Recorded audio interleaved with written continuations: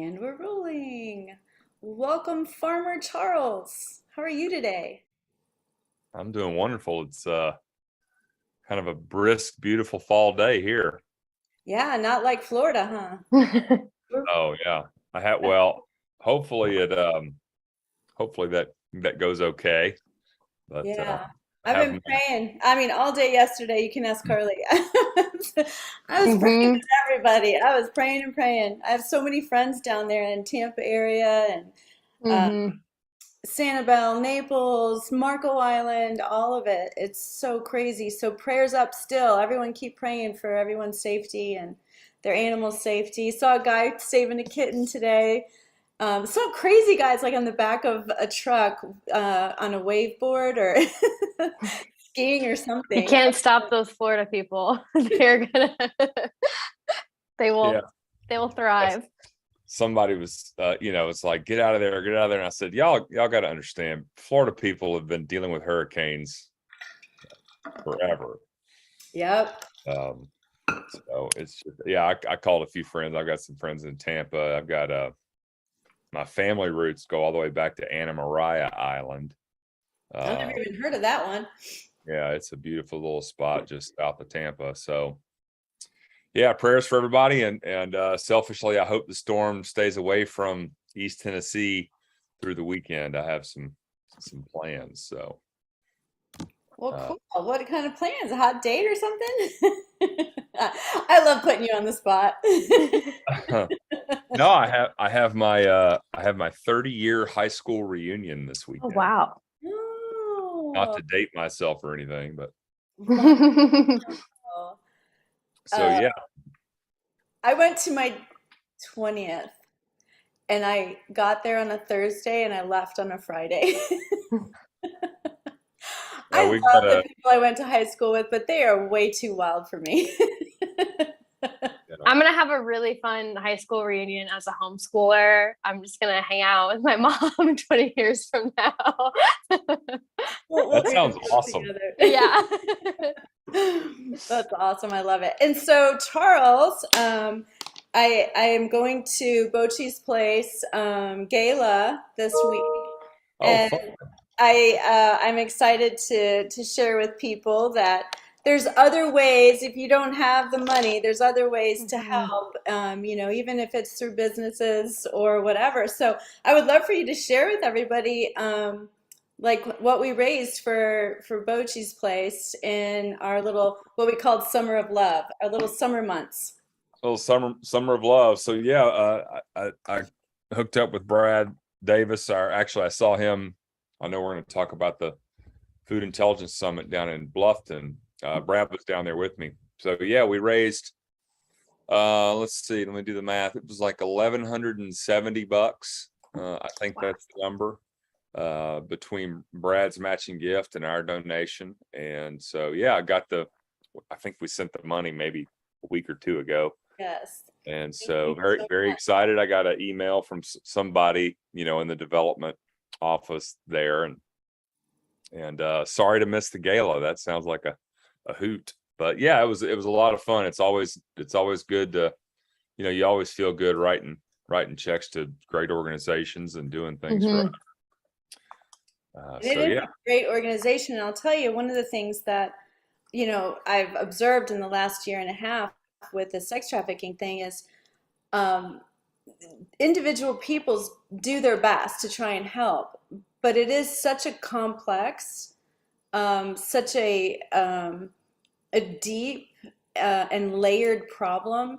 that the average person doesn't have the patience or the wherewithal or the tools to really help these girls. Whereas, you know, Carla has set up that house to be able to, have the right people in place to support them, whether it be medically or psychologically or spiritually or whatever. And I just, it's become more important to me after I've seen some of the crazy stuff I've seen in the last year or so. So thank you so much. And please tell Brad Davis we are so thankful for him as well.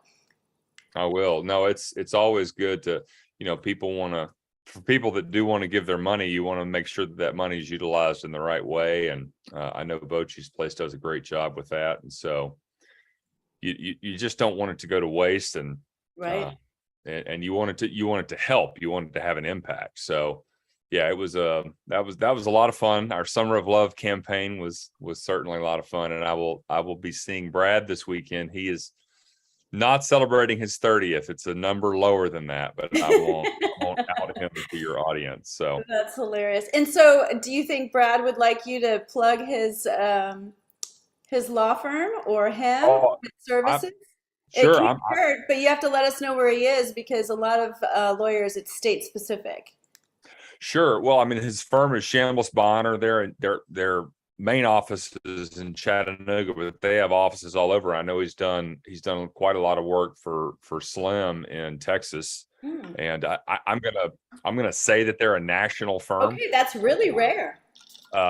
You know, I say that sort of tongue in cheek. They may not do a lot of work in Alaska or Hawaii or wherever the case may be, but you know, most of their work, they're in Chattanooga, so I know they do a lot of work in Georgia, you know, all the contiguous states, Tennessee, sort of there. Oh, Yeah, that's amazing to me. So you were coming in and out for a minute there. You sound like Charlie Brown's mom. oh, But that's okay. What kind of law is it that he does? the work that he's done for me is business law. Okay. Just getting all the, you know, documents put together, operating agreements, you know, equity arrangements, grant options, various things. But their office, I mean, they do a lot of patent and trademark work. They've done business litigation. I mean, they service. They're a fairly sizable firm, and so they do a lot of different work. But my work with them has been exclusively on the business operating agreements and structuring and things of that nature. He's doing some work for me now on. We're considering the potential for a seed round for Farrow, just to really, you know, sort of blow things up a bit. We're starting to gain some more traction, and so just, you know, making sure we've got all of our ducks in a row. And Good. So and you're open to he's very investors? You're open to investors, everybody yeah, listening? yeah. Want to partner with a very amazing man? We highly suggest him. And product. We like your product too, so it Yeah, all is good. product's So pretty that's great amazing. news. I was just going to ask that too. It's almost like you're reading my mind. I was like, okay, give us the Pharaoh news. What's going on? Well, I mean, it's just I will say we have some good news. I've been waiting patiently. There's the skin food. Been waiting patiently for 6 months. I ordered some jars. Goodness gracious, 6 or 7 months ago, and you know, Oh some of goodness. these supply chain problems. So I actually just got the jars last week that I ordered 6.5 months ago, and I just got, the day after I got those jars, I got another shipment of jars that I ordered from another vendor 2 months ago because I was worried. And so yeah, we got jars. So we're sort of back in business. I was down to like 2 or 3 Wow. But face that's a food good jars. problem. That's a great problem. It Good. is. It's a good problem. But yeah, sales have continued to be solid, you know, 60 to 70 orders a month. We'd love to see that number go up. People are, I continue to get amazing feedback. I saw Adam Curry was one of the guests down in Bluffton. He was one of our headline speakers along with Will Harris. And I shipped some off to his wife, Tina, who's head over heels for it. So, you know, it's funny. I continue to be inspired by people getting great results from it. And so we're going to keep pushing. It's a marketing problem. You know that. It's just, you got to get the word out. And Right. And that's why it's good so, to yeah, go around and talk to different people. My cousin had this crazy rash on her chest, could not figure out what it was. Nothing was working on it. She put it on, it's gone in 2 days. She still doesn't know what it was, but the Lord took it. I mean, it's just awesome. But she goes, I highly recommend people don't use the one that doesn't smell good on their face, because if anyone kisses you, they're going to taste that. Mm. So, you want to get the scented one Well, if you're going to be kissing people. our our creams are edible, so if it'll get a little on the lips, it's okay. So That's It's a right. that's funny. natural lip gloss as well. Oh, Exactly. listen, yeah. Well, Adam was up here. The kids were up here like this past weekend. She's like, "Daddy, we need to make another lip gloss." And so we're gonna. I got the kit, so we're gonna next time they're up here, we'll experiment. That is awesome. I But love that. She's a lucky yeah, girl to have you as a dad. And so, tell us about the Food Intelligence Summit that Texas Slim, our friend that's been here many times, who is running the beef initiative, and it is blowing up. He's getting on some major national shows. It's really cool. But tell us yeah. what's going on. I know you guys covered a lot of ground there. We did. So this was the third installment, if you will, Kerrville and then Crawford, Colorado, and then down in Bluffton, Georgia. And I try to go down to Bluffton once a year. And so it'd been a little over a year since I've been down there, and it's really in the middle of nowhere, which Slim wanted. He wanted it to really, he wanted the people that were there to have really wanted to be there, because it wasn't easy to get down there. It's about 3 hours, 2.5 hours south of Atlanta. And I kid you not, the last 45 miles, there's like one gas station. And so I picked the Meat Mafia guys up at the airport. Oh, my boyfriends. I love them. Oh, listen, you talk about a couple of tall drinks of water. These boys were a lot of fun to hang out with for a few days. Ladies, look out. They're forced to be reckoned with. So yeah, I picked them up. I actually picked them up on Thursday. I had a prayer breakfast in Atlanta that I forced them to go to with me. They were actually excited about it. But yeah, we hit the road Friday morning, and I know Brett would love that. I don't know about Harry, but just because I don't know. But I oh, know it love that. it was great prayer breakfast. And then yeah, so Bluffton, Will Harris, the Harris family, he's I believe he's the fourth generation. So his grandchildren, he's got 3 daughters, 2 of them are in the business with him, and they have a number of kids. So Will's got the 6th generation there on the farm. To give you some perspective, I think the population of Bluffton, Georgia is 200 people. Wow. And Will Harris and White Oak employ about 180 people. So it's a really, really interesting place. So we had Slim, Adam Curry, I said, was one of our other headliners, myself, the Meat Mafia. We had Bitcoin Coco and the Econo Alchemist. I got to remember everybody that was there. Micah Jackson. We had Jason Rick made an appearance. He was there. We had the Holy Cow Beef folks from Lubbock that They're were coming there. on my show Friday. I'm so excited. Oh, good. You're going to love them. Yeah, I loved You're them gonna- already on you're the gonna- phone. They were so cool. Yeah, they're wonderful people. They brought their RV, and it was a fancy little RV. And so we had Annalise she's with Ibex. Michael Atwood was there. We had Jake Stakes, that guy. He was a guest. Had a lot of people. There's probably about 110 total people with staff and everything else. The team at White Oak did an amazing job. This was, I didn't realize this. Our event was the first event they've hosted where they weren't in charge of the event. And so we're actually going to do a wrap-up call with them in probably next week, just to share ideas and thoughts. And but yeah, the weather was perfect, and the content was great. We Saturday was really the crux of the day, just sort of talking through all various different topics. It was a food intelligence summit, and so really sort of getting under the skin of the food world and nutrition, and sort of giving people ideas and marching orders to maybe take a next step towards, their own personal health sovereignty. And we had farm tours.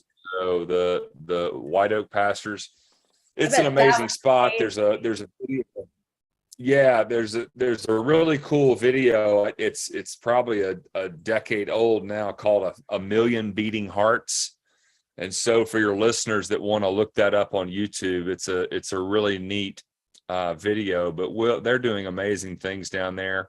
In fact, we found out while we were down there that Mr. Will be going on the Joe Rogan Experience, I believe, later this year, which is awesome. That is very People cool. like him need to be further promoted, and people need to know about what they're doing down there. But yeah, I had a great time. Slim asked me to MC, so I didn't really get to sit down too much and enjoy it. But the people were fantastic, and the food was amazing. We sourced all the food there from White Oak, and they brought up their chef, and it was an amazing day. And then Will and the White Oak team put together a huge bonfire. I'm sure there will be pictures and videos coming out at some point. Slim, they had a whole audio visual team there, and so yeah, we had a huge bonfire Saturday night. Oh, I love those. I haven't a lot of great fire in a long time. Those are great. Mm-hmm. And so, it's yeah, I mean, how many ranchers were there that do the boxing, where they box them up and they will send it to you? Because I know Holy Cow does, right? And then the Beef Initiative does. Does Rich do it as well? I don't know if Jason boxes or not. I think he's still doing drops. Okay.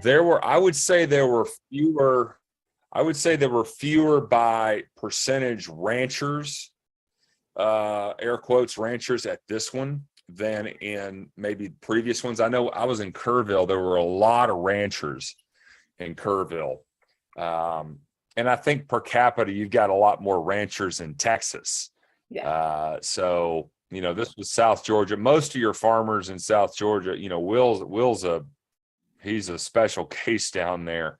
Most of the ranchers, they're not ranchers. They're row croppers or cotton farmers or peanuts or something of that ilk in South Georgia. Right. I'll tell you funny. So when we're driving down there, Brett and Harry, we're having a great time talking about all sorts of things. And they're like, so how do we know when we get there? And I said, you see that over there? And it was like a cotton field. And I said, you see that over there? And it's like a soybean field. It's like, when we get to the place where it's grass, that we're there. Yeah. Because everything else, commodity grains or cotton down there. Yeah. And then Adam Curry, he was our closer on Saturday before dinner and the bonfire. And I'd never met Adam. I'd obviously listened to some of his podcasts before. I remember Adam as the host of Headbangers Ball on MTV. So Wow. my history with him goes quite a ways back, but fascinating guy, absolutely brilliant. And I shuffled. I ended up being in charge of the itinerary and schedule, and Adam was scheduled to go early, and I pushed him all the way to the end of the day. And I'm really glad I did, because I wanted him to hear all the other speakers. So smart. And his presentation on sort of value for value exchange and how he's built out podcasting 2.0. And he's just a brilliant guy. He's got a really firm understanding of the idea that if you build something, you should that's useful, you should be compensated for it. And so it was a real honor to get to share the stage with him, and of course Slim and Mr. Harris. Will Harris is an absolute treasure. We had a great time. Well, I'm so glad to hear that. And so I thought I remember they were going to have something about homeschooling. Did they do that? Oh, cool. They did have, yep, they had the homeschooling sort of home birth panel. That was That's awesome. that was Ann Warren, who's the one half of Holy Cow. Mhm. Who else? Jackson what's her first name? Goodness gracious. Ty Jackson. And then Bitcoin Coco. That's how I know her.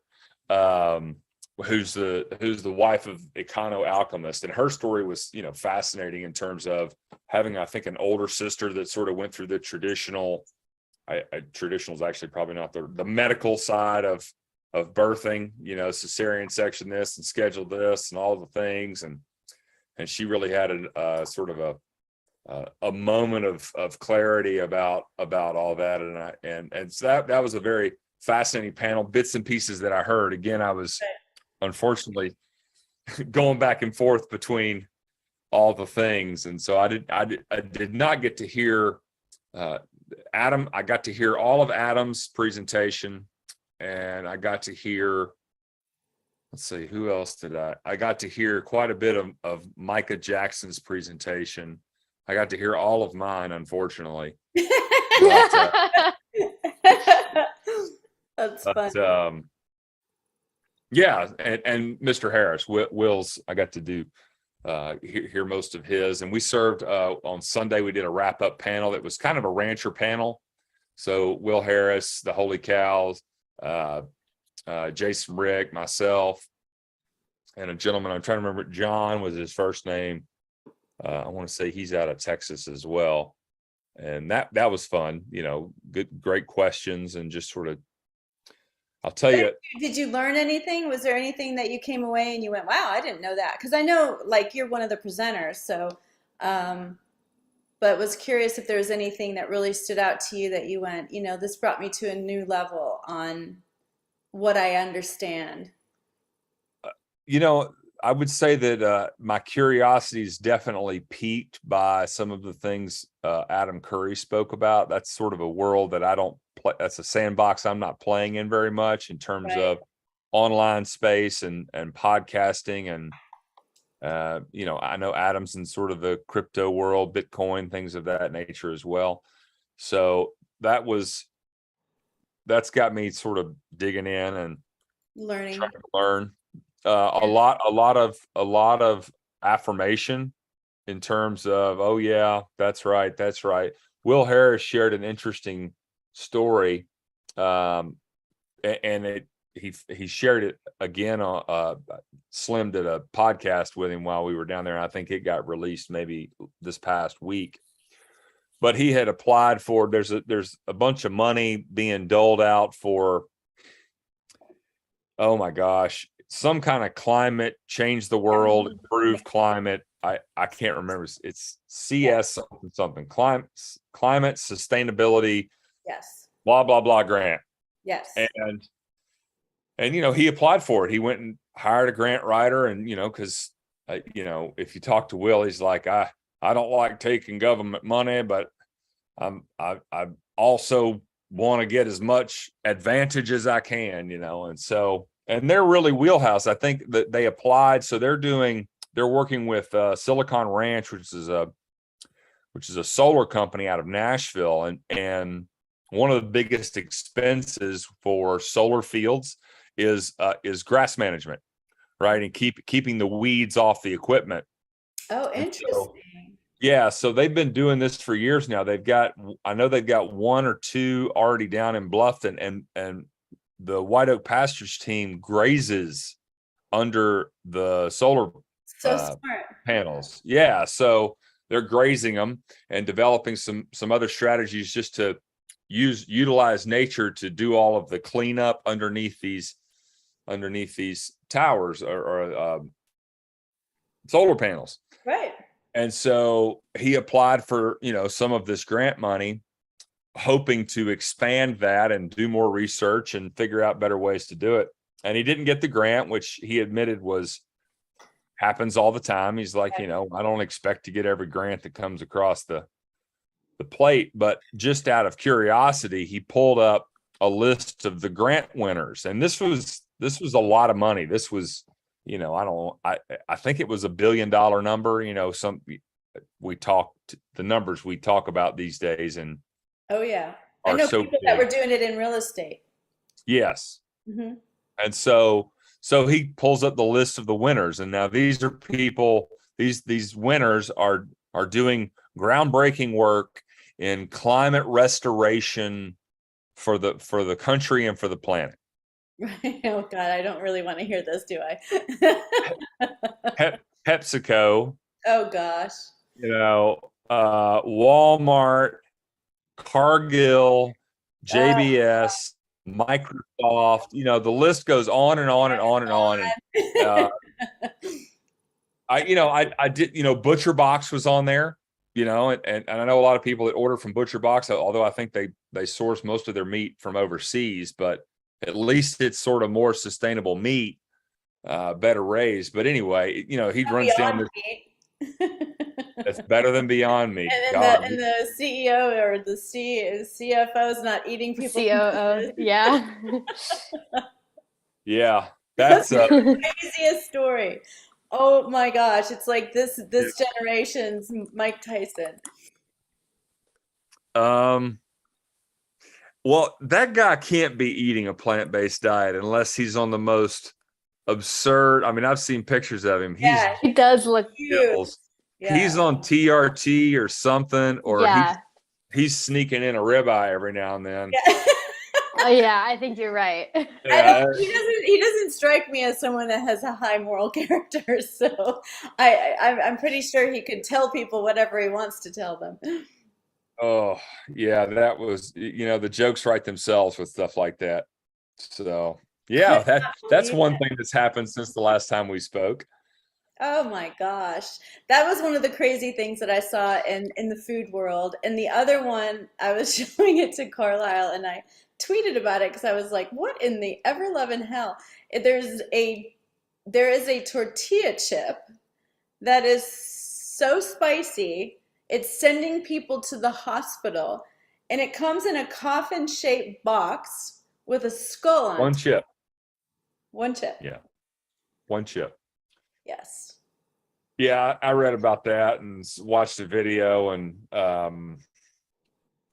we're just gluttons for punishment. I can't imagine all the science that went into designing that chip. It's they've been doing it for a decade, I think. I couldn't believe it when I started, looking it up. And at first I was thinking it was some, young kids that were, doing something funny or whatever. And then I look and it's owned by Bochy, or I forgot the name of it, and then I look up who owns them, and it was Hershey, and so I mean it all comes from the same sources, just like the environmental money that they're A giving. spicy chip challenge led a middle school to call poison control. This was last year, but that's crazy. Absolutely nuts. I would my son has a friend that got crazy with, being dared to do something, and I forgot what it was, habanero or some spicy thing. He literally burned all of his taste buds off of his mouth. And he has that dysgraphia tongue kind of thing. So he's got these little patches where he literally can't taste anymore. Little boys, man, you gotta. They're, some are in danger of drugs and alcohol, and other ones are just in danger of doing really stupid things. Well, so that chip is actually it's an interesting representation to so many things that are wrong with food. So they can, so they can design so it's obviously spicy, right? I mean, heat is a very real thing. I went through my masochistic, you can't make food hot enough for me. I went through that phase of my life. And it's fun. It's very when you alpha male thing. Oh yeah. Yeah. I want it tie hot, like when you're sweating eating your food. That's right.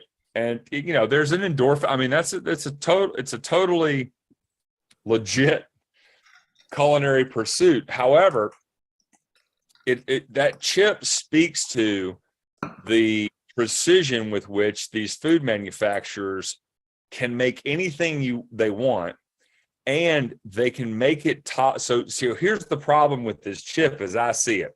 It's probably hotter than Hades, right? But when you eat it, you don't know how hot it is Right until away. you've had it in your mouth for 2 or 3 minutes and I chewed bet it up, you're because right. I bet they're you're constantly tricking your palate to think one thing and it not be another. It's if you've ever grabbed a really, really, really hot pan, you don't realize you've grabbed it until it's way too late. Yeah. So also, if anyone wants to go, this is just a funny little thing. If you look up the chip, if you look it up on Amazon and you read the reviews, they are hilarious. Just like these people, like, this is the worst mistake I've made in 18 years. People are like, read some, please. No, they're like 2 paragraphs long. This one title said, "I developed into an ape after I ate this chip." The cramps I experienced that night were such that I felt like I was giving birth to a green monster. Nothing could stop it. I prayed for a swift end, but Jesus had other plans and left me behind. All of them are like this. So if you want a good laugh, go read the reviews on this chip. So I can tell you the last time I experimented with really hot stuff, I had has been in the last year and a half. Somebody bought me some hot sauce. It was really good, but I was so far removed from my thrill-seeking gastrointestinal days that I got a little heavy-handed in putting it on my meal. And again, speaking to the problem with this chip, like, it was hot going in. That was all well and good. But once it got in my stomach and that heat gets down there, like, oh man, talk about cleaning you out. Oh, I had a full 10 or 15 minutes of like full body sweats, like stomach knotting. And so again, they can trick you into, oh, this isn't so hot. And at the upper ends of the Scoville meter, a little goes a long way. And so if they can sneak a little in because you think it's all well and good, and all of a sudden that's in your stomach, it's going to wear you out. Can you imagine being one of the scientists that's figuring it out? Like, they got to have a little bit, they got to have, I mean, I'm not accusing because I don't know, but I'm thinking there's some devils in there. Well, they're predominantly male, and they're going out for beers after they develop their next chip, and they're patting each other on the back for, oh, this one's going to kill them. This one's going to, can we send more people to the hospital? When I read it, I didn't believe it. I didn't believe people would pay. I don't know, Carly, find out the price, but I think it's like $5, $10. Yes, I think it's $5, $5 to $10 just for one chip. So or it's $8.98 on Amazon right now. That's a heck of a margin, I guarantee you. Yeah, it's all in the branding too. It's all in the packaging and branding. Yeah, they have a world's hottest chocolate bar. Yeah, right. So, you got to have your jars. You're not going to make a really spicy skincare, are you? No. The habanero version. No. Tell your daughter she can make a lip gloss. Everybody will buy it just to have said they tried it. The spicy gloss. Spicy gloss. I like it. I like it. We'll do a spicy bath bomb, and the challenge will be we'll find like we'll do like a 3-song ballad, and the challenge will be you have to stay in the bathtub for these 3 songs, and like the last one will be some like headbanger song that you just want to get out of this, just get out of the bath, but it's too hot, it's too spicy. Oh, yeah, man. There was one time I was walking in someone's garden. I thought it was like a mini bell pepper, and I ate it, and it was I didn't know what peppers were peppers, and I think it was a habanero. There's a video of me right after too, and I'm like crying. It is very funny, but that's what you get for stealing from people's gardens. You shouldn't do that. Well, peppers are funny because I've grown some ghost peppers before. Again, I've got a history of craziness in the pepper world, but well, if you grow a bunch of different peppers, they're sort of going to cross pollinate, and so I grew these ghost peppers one year, and I would be mowing the yard or something. I just pluck one off and eat it. Again, I liked really hot stuff, and probably 1 out of every 2 or 3 or 4 just wouldn't be hot at all. But every now and then you just grab one, and the next thing you know, you're doubled over. It was so hot. So there's a lot of variability with peppers. Oh So, my gosh. I'm all always right, other crazy food stories. Other crazy food stories. other I than guess they're my new thing now is I absolutely refuse to like just cut a jalapeno pepper normal. I always use like the little mandolin. So I never touch because I have burned my eyes so many times on those darn things because you're moving around and you just forget and you go to like, touch your nothing worse than a pepper in your eye. But yeah, crazy food stories, man. Yeah, well, we got the nose biter. There's apparently a bunch of protests going on now in Germany, I believe. The German farmers are starting to rise up. It's impossible for us to see most of this over here because they don't show it to us. But I want to say that, yeah, I think the German farmers are uniting, and I don't know much more on the Netherlands and what's going on in Deutschland. Here it's the same old song. It's eat the bugs, eat the plants, vilify meat. Although I'm hoping we're starting to make some headway in fighting that. Yeah, was there any updates on that? Like one of the things I was listening to my friend Jennifer Eason yesterday, she had a show and she's from Georgia and she was saying that, there's pecan trees everywhere. She's like, they're freaking everywhere. And we ship them in and we buy them at stores instead of just like grabbing them off the trees or when they fall or however the pecan world works. But it was interesting because she was saying that the Chinese are absolutely trying to buy up all the farmland they can in Georgia. And I was just like, that is so depressing, Well, they're buying it up everywhere that they can. Yeah. Shell companies, this, that, and the other. That I saw a bunch of blurbs about that the other day. And yeah, well, I mean, this speaks to why it was so important to be down at White Oak and, try and spread the message, sort of from the grassroots ground up. Right. I think, unfortunately, that's the way this is going to have to be. Right. When's the next one? When's the next Beef Initiative gala or conference or whatever? I've got to look. There's a bunch of small events. Slim's going to be, there's a lot of conjoined Bitcoin and Beef Initiative stuff. I think he's coming to Charlotte, North Carolina in October for some Halloween deal. Mm-hmm. Actually, our friend, the Gourmet Caveman, I think is doing the cooking for that. Awesome. Yeah. And then, I think they've got a bunch of small meetup things going on, in the coming months. We haven't nailed down anything formal as far as like a summit or a next big hoorah event, but I'm sure I have a call with Slim and a bunch of his team tomorrow, so we'll see what's coming up.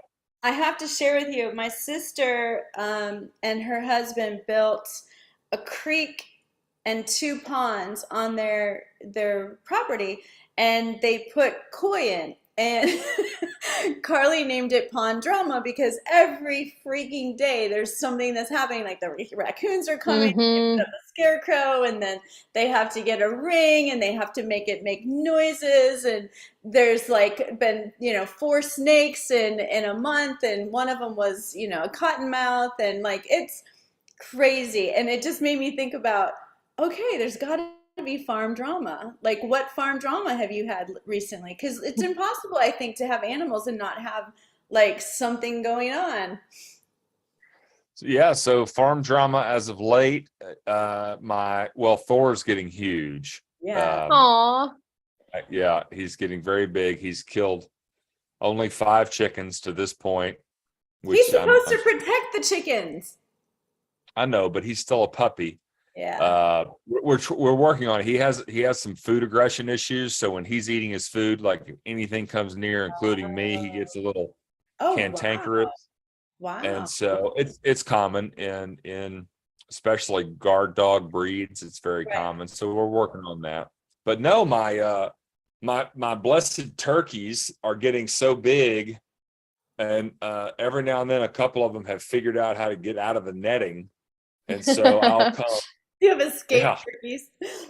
I have escaped turkeys. I had the kids up this weekend, and I had to do some bush hogging behind the cows, and so the kids and I are bush hogging, and Adeline, we had some additional bush hogging to finish, and so Adeline said she wanted to, do the chores with me in the morning. So this was Sunday morning, and so we're bush hogging away, and the kids have about 15 minutes of bush hogging, and then it's like this is boring, and so I sort of stopped at the top of the hill. I was like, baby, if you want to walk home, get your brother up, and then y'all come back, I'll let you do the last lap. And so she comes back, she's like, Daddy, the turkeys are out. And I didn't know what to do. And of course, all of the turkeys? No, like 7 or 8 of them had gotten out. They never go very far because the rest of their but anyway, so we shoot them back in and closed everything up, and so far no worries. But other than that, it's been. How does somebody order a turkey from you? Like, can we order a turkey? Is this a thing? Happen? No, not, you could. I have no means. I'm regrettably, I'm not driving a turkey to Dallas, so you can't ship it. Well, I will say, go to White Oak Pastures website and see if they have any turkeys left. They're set up, they ship. They do a great job. It might not be too late. I will definitely do that. And luckily, there's only 26 people in the chat. I think I can beat them. Yeah, we should do that for Thanksgiving. We got to have a turkey from someone we know, right? Mm-hmm. It was interesting. This is one of the things that came up in our food intelligence summit. White Oak is, I say this, I think Will would agree with me. White Oak is as scaled up as you can get in a regenerative fashion. Right. They have their own on-farm slaughterhouse for red meat and poultry. They have to be separate. And, they're about a $20 to $25 million a year gross revenue business. Wow. And they ship all over the country. But he's very candid about the idea that I would much rather not have to ship my stuff to Washington or Oregon or Colorado. We will, and we do, but there should be enough business, at least in the contiguous states around Georgia. Totally agree. But I don't think he'd have a problem shipping some turkeys to Texas. So by all means, we're gonna be on that today. Pray for the hurricane, get turkeys. Mm-hmm. Yep. Well, yeah, they're Bluffton's down there. Let's see, they're thinking it's gonna make landfall in Tampa. Is that right? So it already hit like Fort Myers and Sanibel Island, and I think it's like that whole Cayo Costa, which is a nature preserve island that's north of I think it's already just started, and those are all islands that are kind of off a little bit, so I think they hit there first. But I feel like it was dead. It was supposed to dead center go to Tampa, and so I think a lot more people might not be as affected, because it won't be as populated where it is. But Fort Myers is pretty big too. White Oak is in basically the southwest corner of Georgia. Mm-hmm. So close to Jacksonville and St. Augustine and such. Yeah.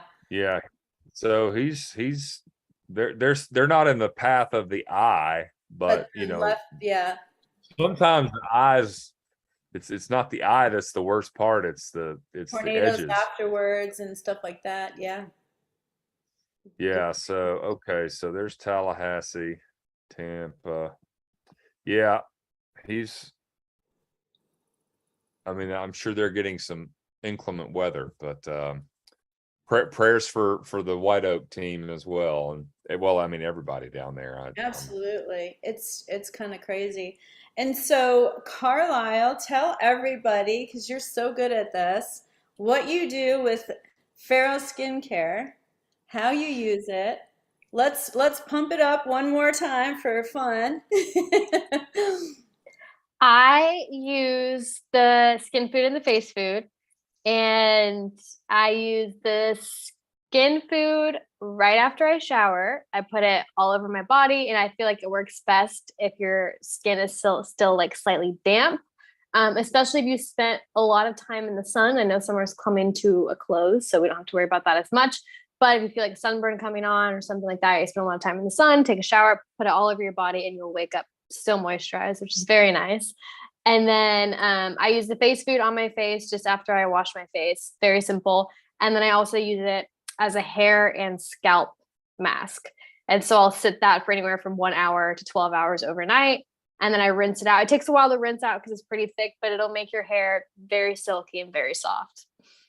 It's true. She made me touch it. I did.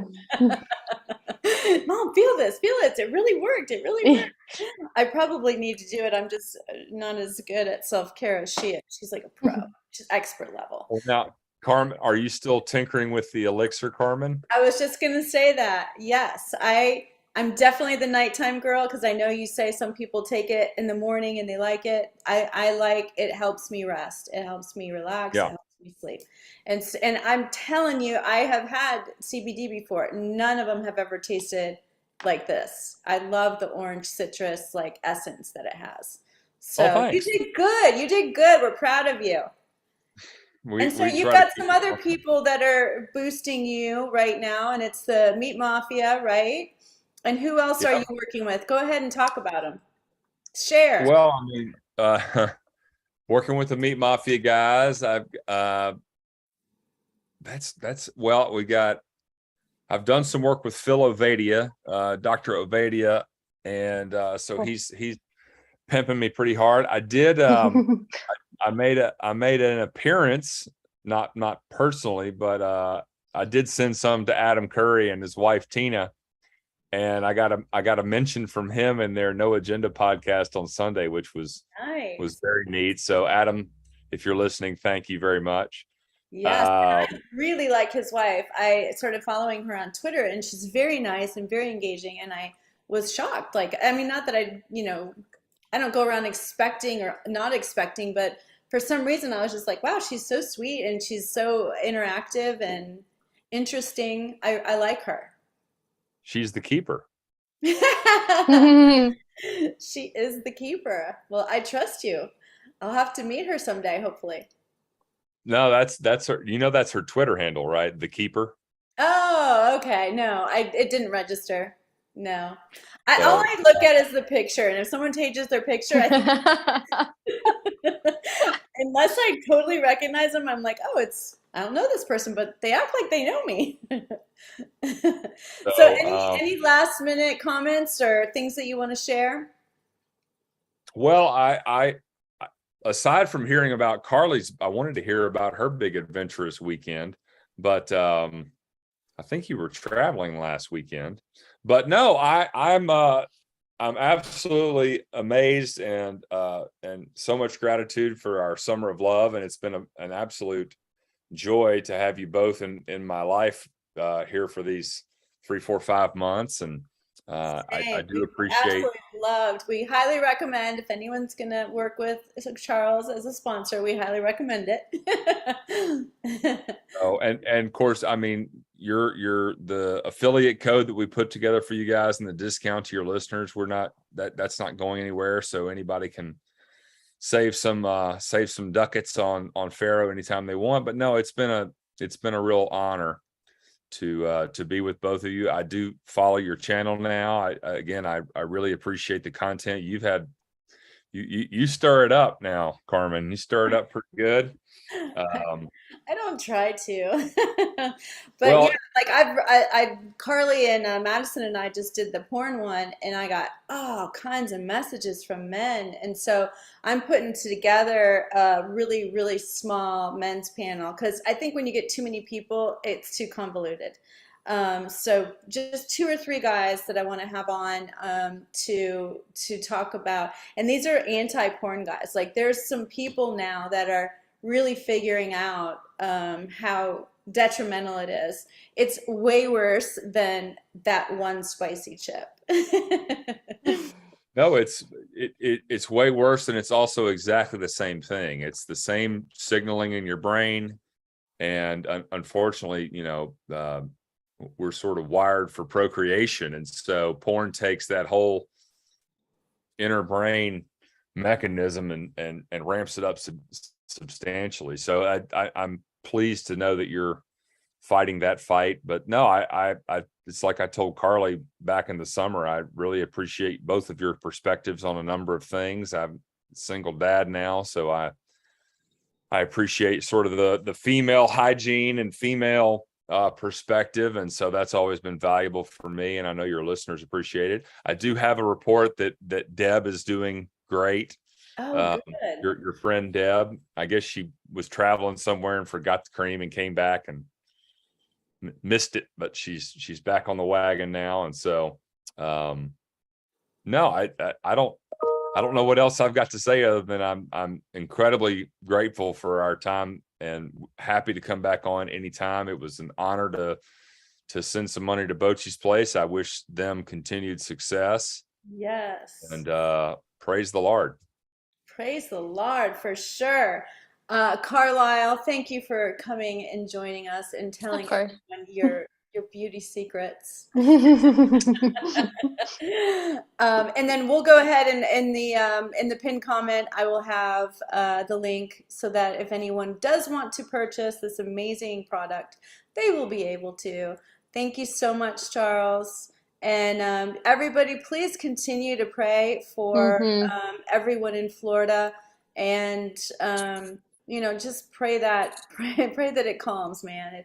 It's so scary to see people's houses flooding and animals in danger, and it's scary. So pray it up, people. Thank you so